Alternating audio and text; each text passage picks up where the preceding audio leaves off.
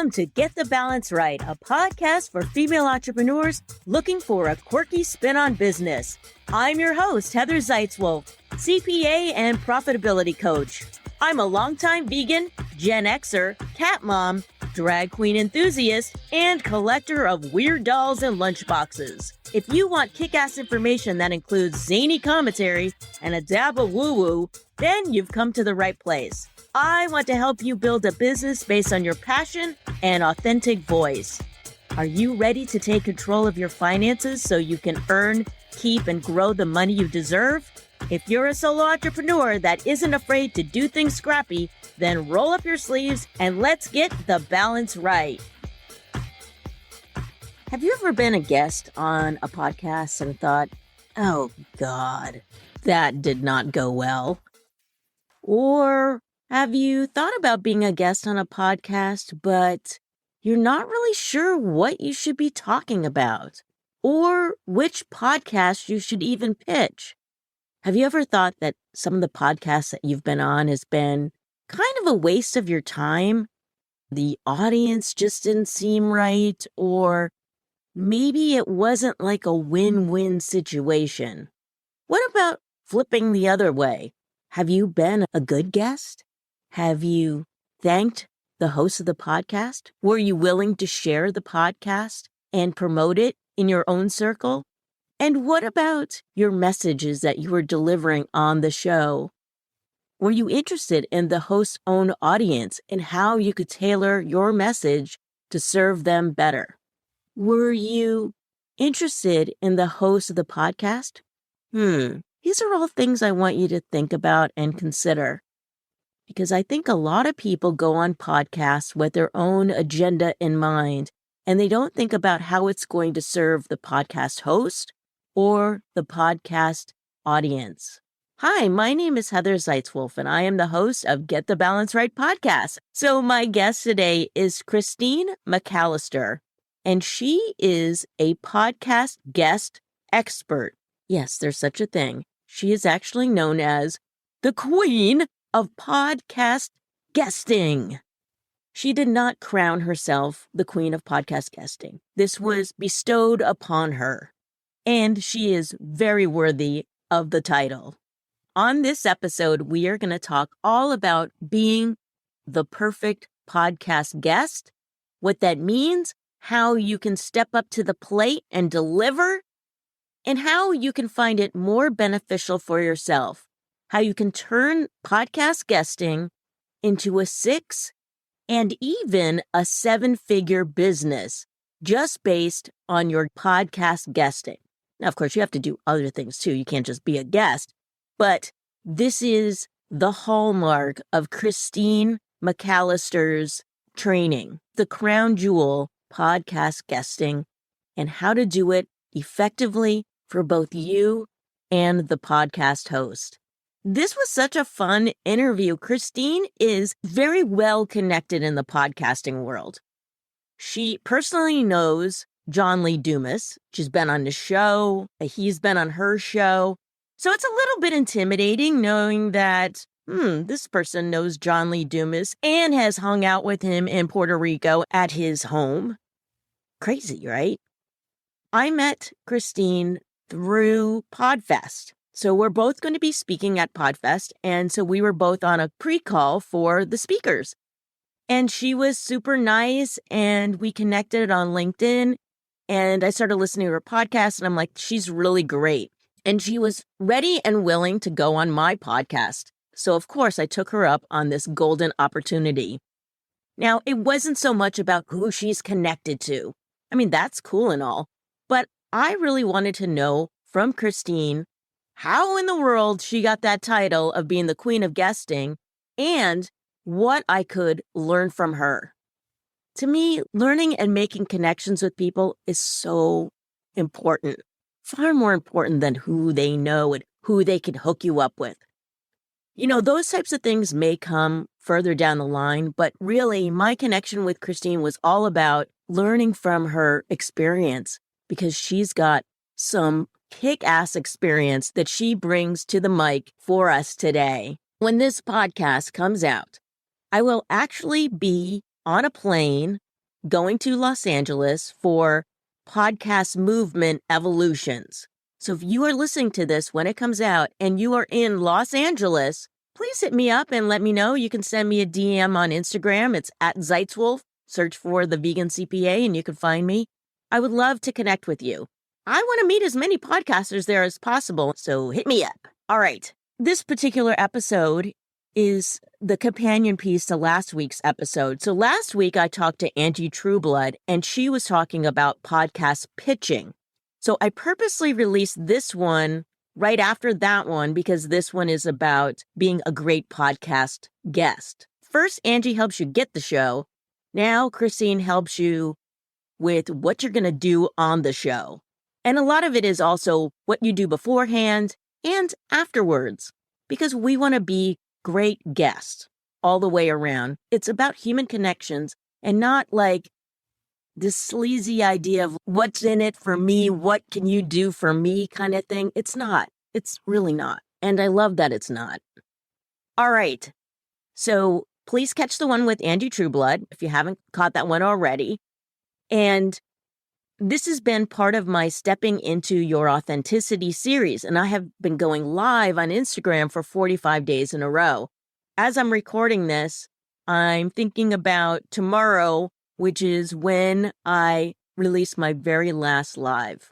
I'll be going live again, but this is the last one in that series, so it's kind of like a break out the champagne kind of moment. No, not really, because I'm going to be traveling the next day, and I have to get up at 3 o'clock in the morning, so a 6 a.m. flight. I'm crazy. But it's cheaper that way. I'll do anything to save some money. All right. If you don't know Christine McAlister, you can find her on LinkedIn. She's going to tell you all the places that you can discover her. But she's a wonderful person. And if you are going to Podfest, look for her on the stage as well as myself. So here is my interview with the smart and talented and savvy Christine McAlister, the queen of podcast guesting. Yeah. Christine McAlister, welcome to Get the Balance Right podcast. Thank you so much, Heather. I've been waiting for this for months now. I know. I am super excited because I would say that I am a podcasting nerd. I love to nerd out on podcasts, and you are deemed the queen of podcast guesting. Ooh. I'm going to assume that there's no award for this. People started calling me that, maybe partially because it rhymes with Christine. I know some guests on your show have been on way more podcasts.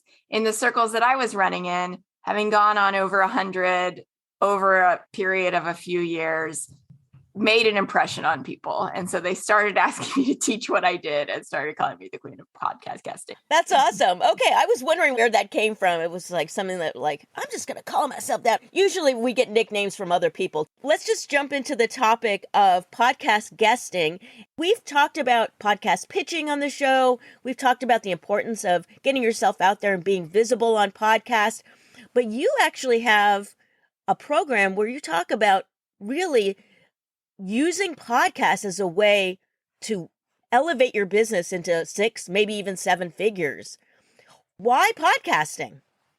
I was a business coach for about 6 years, very, very purpose and impact driven. And I also started this business. I was running another business before, been an entrepreneur for 17 years. And I started this business. It's like my most fulfilling, mission-driven business in honor of my late daughter. So no pressure, but this business is very important to me.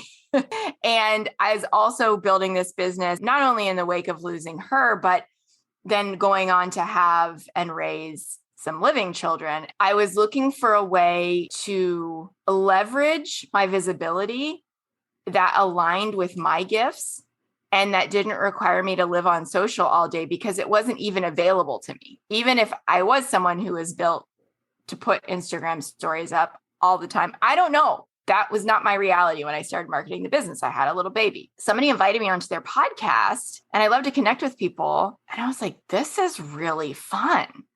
And then I remembered that I had a podcast pitch template sitting in my downloads folder for a year, which is I like to say where all good intentions go to die, the downloads folder. I was overwhelmed. I was intimidated. I didn't do anything with it. So gracious gift I got of someone interviewing me, realizing I loved it, and then deciding it was something that I wanted to explore more, to actually put some effort into. I just kind of went in and just did it over and over and over. And then people started asking me how to do it. And I was like, there's nothing, like, just being a good person, like, just go do it. And they were like, no, you do it differently, Christine. And I went, do I? I then had to reverse engineer what I thought was just being a good person that came naturally to me. And people started asking me for it to the point where I then got these endorsements and these things. It became a pivot in the business. After doing something I loved, then the next iteration of it was podcast guesting. When people are thinking about, I want to be on a podcast, maybe they think, well, I could talk about a bunch of different subjects. They just tell people like, okay, well, you can have me on. I'll talk about this, I'll talk about that. Should we actually have one important message and utilize that until we get really strong with it? How do we elevate ourselves as really good podcast guests? That's such a great question. There's stuff to do before, during, and after the interview. You're speaking to like a little bit of the before. How do I position myself in a way that gets me on these podcasts, that gets me known as an expert? You're probably going to have a handful of topics all revolving generally around the same thing, unless one of your pillars of your brand, one of your hooks or whatever, is like your personal story, which for me it is. I started this business because I lost my daughter. That comes up in just about every interview. And sometimes that's all people want to talk about.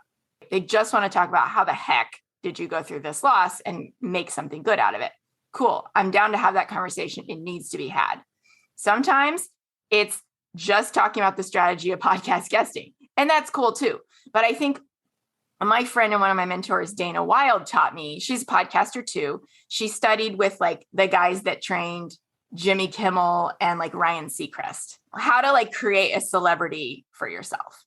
And what she taught me, which I think is so useful, is that you can choose like 3 positive things that people might perceive as positive about things that you love, things that you love to talk about personally or professionally, and 1 quote unquote negative thing, even if you consider it an asset. For me, my own quote unquote negative thing would be losing my daughter. For hers, it was that she never graduated high school and she's created multiple $1 million businesses. It's these things that make us memorable. And I think the most important thing is that you can tie it back to what you're doing in your business. If I say, well, one of my pegs is going to be, well, I love horses. Well, how in the heck does that relate to podcast guesting? Well, podcast guesting is a really leveraged way for me to reach people so I can go ride my horse rather than living on social media all day. If you're earlier in the stages of refining your message, you might only have one. And that's okay. You might ask a friend to help you come up with 3 different angles to say the same thing. If you have one topic, like for you, Heather, it's helping these amazing creative entrepreneurs to understand their money, to make more of it, to keep more of it, all the things. What would be, if you're early in your business, the one thing that you would say, well, that's all I can talk about, the end? And your brain might freak out and be like, what else can we talk about? Right? Someone's going to ask us a question we don't know the answer to, because that's what we all do when we're new. But like, you're much more established. Just because I know everyone here listening loves you, like, let's use you as an example. If you're okay with that, I'm totally putting you on the spot. Sure. Okay. Okay. I think this will be more useful than talking about me because everyone knows who you are. I'm the new kid around here. What would you say would be like 3 different topics that you could, let's say, speak on my podcast if I were interviewing you and I say, okay, Heather, I see you're about money. What are 3 different topics that you think would be useful for my audience? The 3 things that I probably would talk about is mistakes that I see people make in their business that they could easily avoid, ways to make more profit in their business, maybe plugging up the leaks, gaining more revenue in different areas that they haven't thought about. And then I have to admit that I do love talking about being a vegan. I call myself the vegan CPA, and that is a really important thing to me. How I would tie that back into my business is that I really feel that you can eat have a very healthy lifestyle on a budget. I would tie it in with that. Ooh, I love that. And I listened to your episode with Kathleen Gage, And I heard you all geek out on being vegan, and I'm definitely vegan curious. So it's very memorable. That's So the idea. That's the idea, to get to just plant the seed in the, people, even if they went vegan for one day a week, that would help the planet. So exactly. So you have this one umbrella, and then you have these different spokes, if you will. And then what you get to do is you get to talk about whichever a host would select, and you get to test your material, just like a comedian, right? You can see what resonates with the host. You can see what the listeners reach out and be like, oh my gosh, I never thought about this. Or you were in my head when you said this. And then it's like, okay, make a note. And you get to refine your message over the course of these interviews and make it stronger and stronger, and use what resonated in social posts or in emails and repurpose. One interview can be content for a month and also lives online forever. It's algorithm proof. It's a huge credibility asset. And it's something that you can take into your world as well, not only getting in front of new people. I love that. Now, I've got a question for you. I talked about this, the podcast that just came out, where I was on a podcast. I was ill prepared. It was one of those general things like, oh, I'll just ask you about your business, ask you about being in your 50s. I didn't really have anything in particular in mind. And I found myself grappling for stories because I didn't have them handy and ready to go. And it started making me really nervous. Mm-hmm. And then I sped up my talking. Then I started get rambling. And then knowing that it's going to be living out there. Yeah. Oh my God. How do you overcome that? Like, you did a bad interview. They release it. They don't even edit it. How do you come back from that? Okay. 2 answers. Number 1 is like what to do for now. Number 2 is what to do for next time you have an interview like this before it records. So the first thing is probably going to be a little painful, but I would say when it comes out, you listen to it. You have somebody else listen to it and tell you, hey, it's not as bad as you thought, or hey, here were the strong points, or whatever the easiest entry point is for you. And you can be honest with your audience when you share that, because I'm still going to recommend that you share it to honor the host and say, hey, you all, I was really nervous going in. To be honest, I didn't prepare as well as I could have. I'm still so grateful to have had this conversation with Heather, and it's worth a listen because here's some of the stuff that we talked about. Right? Yeah, just being upfront and honest. That's what I was with my audience, because I want to own the fact that I know it wasn't my best. Yeah. And I'm going to learn from that. And it's just going to put more fire under me to be more prepared. Be a really good guest. How prepared should we be? I mean, it's one thing to be able to talk off the cuff, but you do want to make sure that your answers are succinct, that they don't ramble, that they are helping the audience. Like, what are some ways that we can prepare as guests to be really good guests?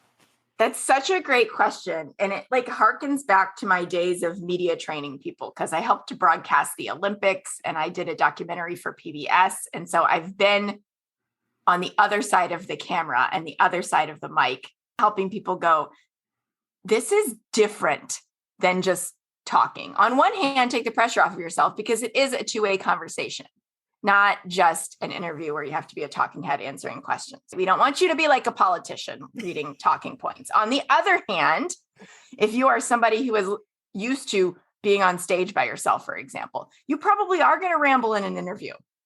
And we need to sound bite you a little bit and have you create more of a conversation than everyone's listening and the host is like, when is it going to get on to the next thing? One thing that I like to do is to perform what I call expert topic extraction.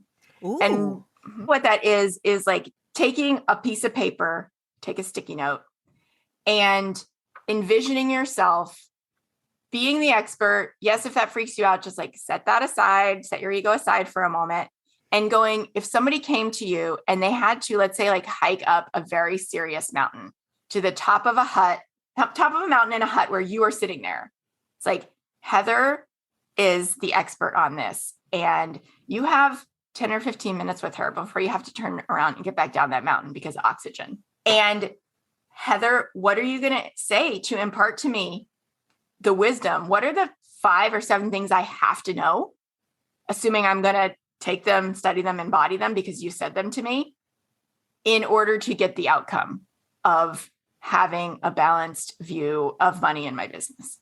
And so just sit there, or you can talk into your phone, voice memo it, and be like, all right, the first thing that they would need to know is, well, they need to look at their numbers. I'm making this up. The second thing that they would need to know, I guess, again, it probably makes more sense to have you reiterate that, like just put you on the spot again and say, like, if I'm like, Heather, fix me.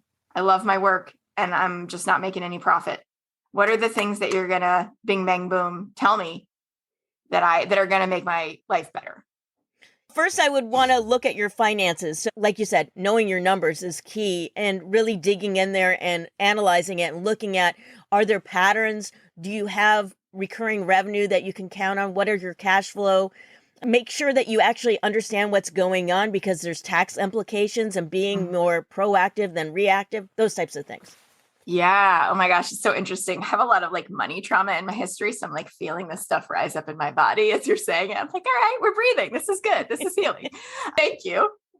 Then what I would say to do, Heather, is like take sticky notes and write like a phrase short enough just to jog your memory, and stick them on either side of your monitor. Oh, I like that All right? idea. Okay. Sticky note exercise. And then you can also put the names of some of your favorite clients or your own favorite stories to tell, so that when they ask you a question, you can embed what I call those stories that silently sell. Like, you ask me a question, I'm like, oh yeah, so I had this amazing client who had a business that looked like this. She was making several $1,000,000 a year. Then her ad account, which her entire business was based upon, got shut down. She got permanently banned. And so she was like, how the heck am I going to grow my audience reliably? Okay, I need to be a podcast guest, etc. But if I don't have her name right here, that might not occur to me, because that story was however long ago. Have both of those in front of you. That way you go blank, you get flustered. Classic example is like, you go on a podcast to talk about your book, and you get to the end of the podcast, you realize you didn't talk a single thing about your book or anything in it. It happens all the time. If you have these sticky notes next to you, then someone asks you a question and you can just glance without looking like you're reading, without like rustling your papers. Like, you got to flip through your journal of notes, and you can appear to be more present in the conversation because you've prepped just a teeny bit ahead of time.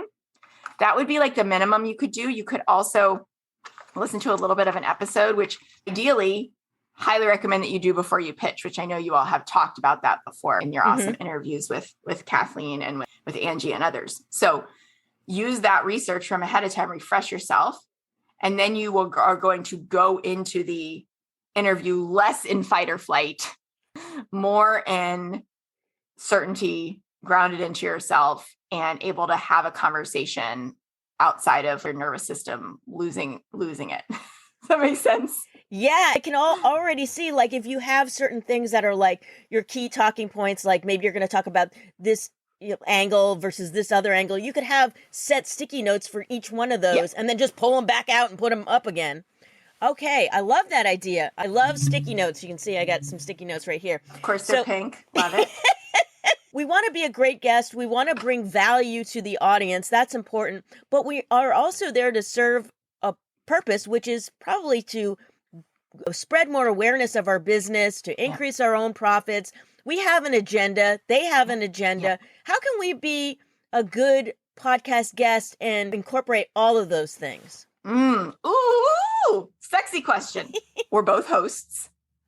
I guess my question for you would be, have you ever had somebody come on to just read talking points? Yes. Okay. And how did that feel? Well, it was one of those things where I was asking questions and they weren't even really listening to my question. Instead, they would do this thing where they would tweak it and then change it into their answer. Like, it was like, wait, you didn't even answer. You didn't even address the fact that I asked that question. It's less like a conversation and more like they're just there to sell something. 100%. Okay. And this is so easy to study in micro doses by watching any interview with a politician. Yeah. This is like the classic way we're going to see this is literally can be defined by no matter what question a host asks me, I'm going to answer my own agenda. We may expect that there, but when somebody shows up in this platform, in this medium that way, it feels really gross. It feels really off. Also, it doesn't work because we feel that. Okay. So it may be people have been trained to do that, but like the host feels it and the audience loves the host. That's why they're there. They love the host. They're there for the host.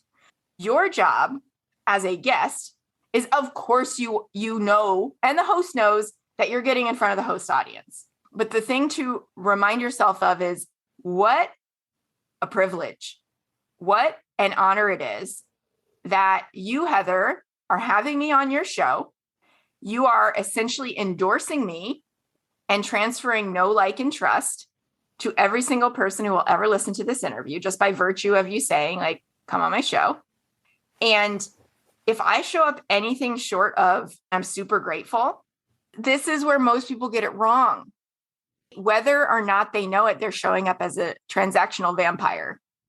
Ooh, I like that term. Right? To suck what they can out of the audience and then move on. This is not how you create long-term relationships. On the flip side, when you show up, yes, value-driven, and also there to rise to the cream of the crop of guests, because you're going to do things that, like, maybe a handful of guests have done ever, even if they've interviewed hundreds of people or thousands. You're going to be memorable. This is the entree into a longer term relationship that could lead to referrals, JV partners, asking you back. We call it being a guest for life, because you're there to help the host really shine and not just to be interviewed. And that stands out to the host, stands out to the listeners. And so, of course, you're going to get what you want. It's like that cheesy old quote, like, help enough people get what they want and you'll get what you want. Like, go care about what the host cares about, find out, it's not hard, and then freaking, like, include it in the conversation. Have a real dialogue. Be curious, care. Think about the things that you would care about if you were that host and do them. Like, the end. I like that. You know, those people with that agenda, they're usually the ones that don't really share the podcast either. That's been my experience. They come in, they swoop in, they utilize you, and then they're gone. So some of those I've actually not even released, because I'm like, I could feel it. I'm like, it's not even worth it. It feels kind of icky. And I like that vampire term that you use, because that is how it kind of feels. You feel like you're getting used. Like, I'm not a prostitute. Exactly. I'm a podcaster. Exactly. And why would you pay in time or money or resources or all to promote something and endorse someone that feels icky? Like, that's even ickier. Like, you don't want to push publish on that one. Like, every time you look at that, get like this gross feeling. And no. So they're being protective of their audience. There's no even energy exchange there. You get to be different. You get to do it differently and show that you're here for the long term. This is not a one-night stand. Exactly. Besides the sticky notes on the computer, I love that suggestion. What else can we do to be a really good guest? I assume it's things like help promote the show. Yes. Show up prepared. Yes. What are some other things that we can do as guests? So those should be at a minimum. Okay. Show up prepared. Having listened to the show, reviewed your notes if you listened to it a couple months ago when you first pitched, leave a review. How important are reviews to us?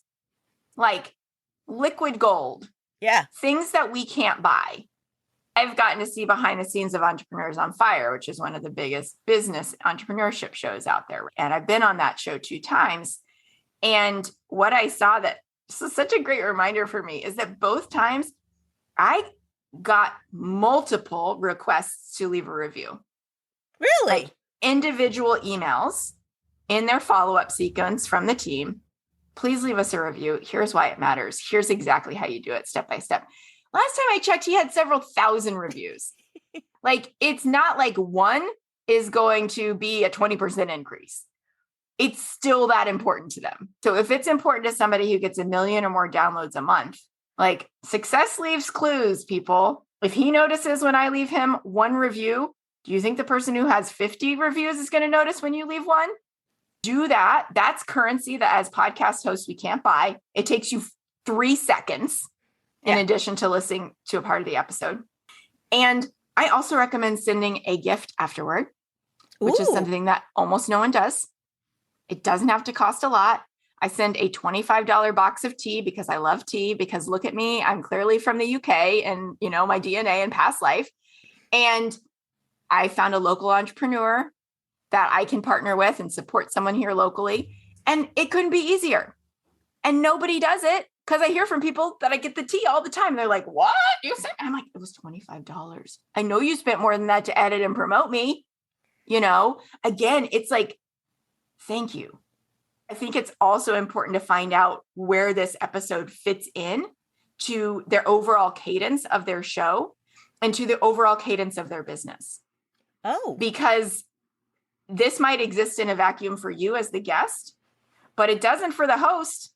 This is like a long play of building an audience, of building authority, of building all of the things. Where do I fit in to the world of Heather and of what you're doing? How can I improve what you're doing? How can I share what you're doing? How can I endorse what you're doing? Just as you are endorsing me. So I think those are some of the big ones. I love this idea of getting the gift too. And in fact, I just got a gift from one of my friends who I was on her podcast. It was just a notepad, but it's still fun. And she wrote a little note on there. So it doesn't have to be a big thing. It's just like, ooh, you got something in the mail. Like, how often does that happen? I love that idea. I love the idea of supporting a local business too. That's really cool. When we are a guest, if we want to use this to make more money in our business, yes, what are some of the things that we need to be thinking about? Like which podcast to apply for? What is our message? Yep. What's the follow-up? What are the things that we need to be concerned about? Yep. Okay. First thing is do everything I just said, because that all matters for getting ROI. Okay. The second thing is when people come to me and say, I've been on podcasts and I really enjoyed it, but I haven't seen any return from it. Okay. Typically it's two things that I see. Number one, it's the wrong shows. Like they might be doing it very haphazardly where they're like, well, my friend invited me on and that was fun, but I didn't see any ROI from it. Okay, cool. There's so much value in that. And if you're going to be proactive about this, it's important to know who you're getting in front of, right?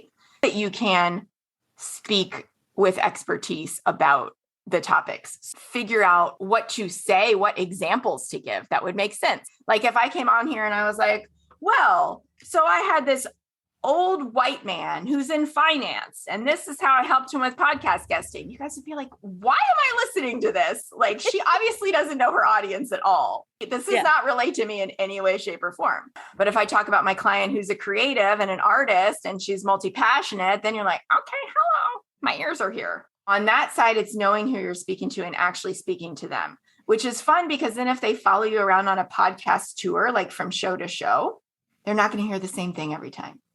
Oh, yeah. Okay. Right? They're like, man, I really like her energy, or I really like what she had to say. I want to learn more. Okay, let me go find the thing. And they're not like, this is boring. I heard this before.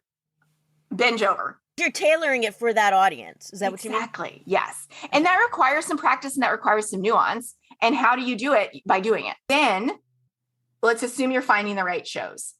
The other big piece where I see people going wrong is the call to action at the end. Okay, tell me more. Tell me more on that one. Call to action. Are you up for me using you as a guinea pig again? Sure. I need to learn more about call to action. Okay, perfect.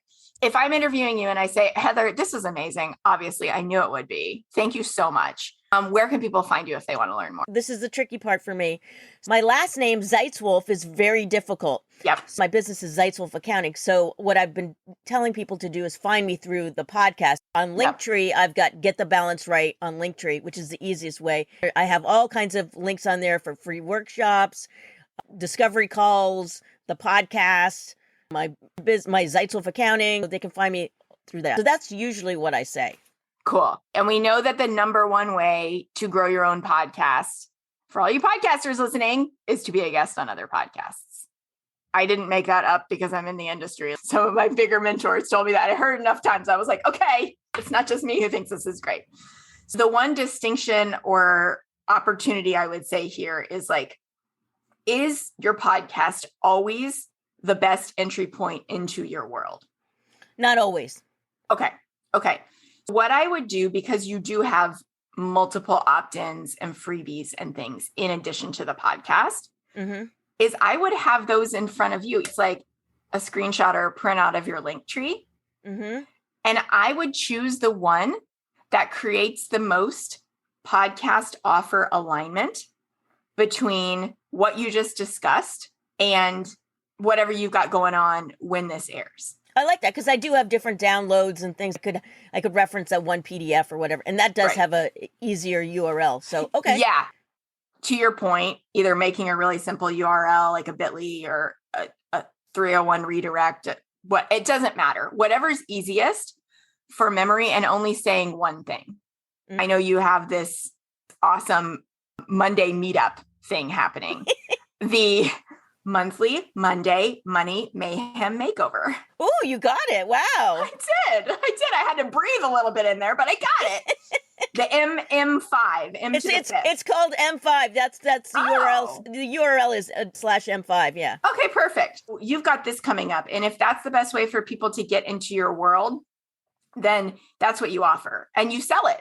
You say, listen, what we talked about today, we really helped you get an idea of how to take responsibility for your finances in your business. And the best way to take the next step and get like some customized tips would be to come to this M5. It's free. Okay. We can interact in person and you can register at getthebalancerightpodcast.com/M5. That's right. That's it. Everybody go there right now. The next guest spot you have, if that's what makes the most sense. Offer all of your show notes, your link tree, your social stuff, all that could be listed. But what they heard you say was one next right step. If you give them 4, they're going to do nothing, right? They might follow you on social somewhere or whatever. But if it's like you just said, they just fell in love with you for half an hour. They're hanging out with you in their car, on their walk, or at the gym. They're not distracted by all the other things. They're learning from you. This with one touch that goes gives a lot of depth and quality. You have helped them self-select. Yeah, I want to know more from Heather. She is somebody that I want to take the next step with for free. And then they heard you say, well, this is how I can best help you. Okay, thank you for identifying that for me. And then if they want to dig into your world on the interwebs, they can. But they have that one clear, aligned call to action that makes sense with what you actually just talked about and is going to help them move into your email list, into your world, and then you can pick it up from there. I love that. That's great. Yeah, because having too many options makes people freeze. I love that because I'm a fan of John Lee Dumas. Boom, shake the room, Fire Nation. How in the world did you get involved with that guy? Oh gosh, I would say simply looking back, it was just doing all this stuff that I didn't know was a thing. First one on his show, I think it was 2018, which is around the time that my book came out. And I did my research and I'm pretty sure I submitted an application. First of all, I followed his application. I didn't go, oh, he has an application. Well, I'm just going to do my own thing instead. Which a lot of people do. People do. I know. It's crazy. Why? But his application included a 1-minute video and did some research about what he liked because I knew he got hundreds and hundreds of submissions every month. And so I did my research, was proud of myself, sent it off. Of course, I checked my email for a couple of days, heard nothing. And I was like, I didn't get it. Well, a few months later, I got an email you've been accepted. And I was like, what? I forgot. Wow. I did this interview with him. And I did the process that we just talked about. We wound up coming having some interactions afterward. A little over a year ago, I was Sunday night, just sitting there thinking, and I had this thought come to me I should really go back on his show. And by this time he's charging several $1,000s. And I said, you know what? I've been on enough podcasts that I am confident this could be the best money that I could spend because ROI. And so I emailed him late that night. I sent in the application and within 12 hours, early the next morning, I had a response being come back. Yes. And what I found was that we were able to talk a little bit more about this method I developed. And I also learned what mattered to him. And so in the process, I supported his book launch, which was happening at the time, wound up getting in a room with a dozen really high-level entrepreneurs that he was leading a mastermind for. He gave me an endorsement for the podcast guesting approach as the best he'd ever seen as part of that mastermind, gave me permission to use it. We wound up meeting in person. He invited me to his house in Puerto Rico. It's all like very surreal. I got to know he and Kate in person. And it was all the result of just going, I'm going to care about what this dude cares about. Instead of going, you have a big audience. What's in it for me? Mm-hmm. And apparently that was enough of a shift for him to really recognize me and call me up, which I'm like still shocked by and so grateful for. And I think it's a power, like a testament to the power of not being transactional and really going in to create a win-win-win. Yeah. And you made a human connection with him rather than just be like, oh, it's JLD. I'm going to be in front of Fire Nation. And yeah. Exactly. Wow, that's very cool. Did you actually go down to Puerto Rico? I did. So I was down there for another work thing. And I was like, hey, we had a call coming up, the two of us. I was like, would you be okay if we did it? Like, please, no pressure, but, would you be open to me? And he was like, yeah, come on. He sat on his back deck and drank a Perrier. I'm looking at the ocean. I'm like, what is this? And I mean, of course, recorded the whole thing so that I could listen back to it later because I knew I wasn't going to remember any of it. I got to spend an afternoon with he and Kate at the house and then meet up with them again at Podcast Movement, and just an honor. Wow, very cool. I love that. All right. Well, how do people get a hold of you and work with you? Well, thank you for asking. Probably the next best step is to I have a free podcast guesting checklist, which includes like everything, stuff we didn't talk about here before, during, and after. And you can print it out and have it in front of you when you're going through this process. And, check it off, which I like those dopamine hits. If I'm being very honest, of checking things off a to-do list. I'm like that too. I wonder what Myers-Briggs you are. ENFJ. Oh, okay. We're close. I'm an ENTJ. Oh, nice. Yeah. Oh, that's like a really fun mix. I dig that. My checklist is at lifewithpassion.com/checklist. Well, I know you've heard this from Heather and her previous amazing guests around this topic. I think just this idea that like, it's not too early and it's also not too late to use this strategy for your business. I find that it's really attractive to people who not only don't want to like churn on social media all the time, but also who just like, you're just like, I just like to do business through connections and real relationships with people. Like, this is the number one most leveraged thing that you could do. And you can enter it at any level of your business. You're not too new to business. And also like imposter syndrome comes up. Frankly, I had some knowing the other people that you'd interviewed about this topic coming on here. I'm talking to myself about it. And like, just being honest, it exists even when you're called the queen of something. It's fine. You can go on not having ever been on a podcast before, or you can go on having been one that you pitted out on, been on one that you sweated it out and you think you did terrible. You can keep going. And like, more people are listening than ever. This is $1 billion industry now. Every level of podcaster exists. And so there's plenty to match up your topic and where you are in business right now. Thank you. And for the audience, can you tell them the name of your podcast? Oh, yes. It's called No One's Ever Asked Me That. And I do want to ask you, where did that title come from? Oh, okay. Apparently, like, I just turned 40 this year and I've been in media since 1999. The name of my company came out of a documentary that I did for PBS in 2005, which was also called Life with Passion. So when I started my company a decade later, it was like, this is the next version of living a life with passion that I need to tell. And then when I thought about the podcast, it was the thing that people said to me most often when I interviewed them. I was known for asking people questions they've never been asked before, even people who are famous in our world. And so that stood out to me so much. Whenever I could get someone to like take a breath and stop the repetitive talking points that they had prepared in their head and go, that's a good question. No one's ever asked me that before. Like, I've done my job. So that's how it came about. Wow. And what are some ways that people can work with you? Thank you.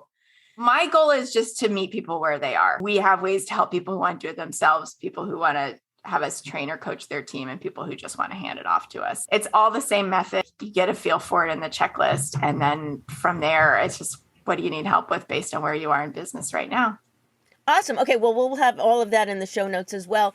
Well, thank you so much for being on the podcast. Yes. Well, thank you so much for having me. You are a delight. Oh, thank you. Well, so are you. Awesome.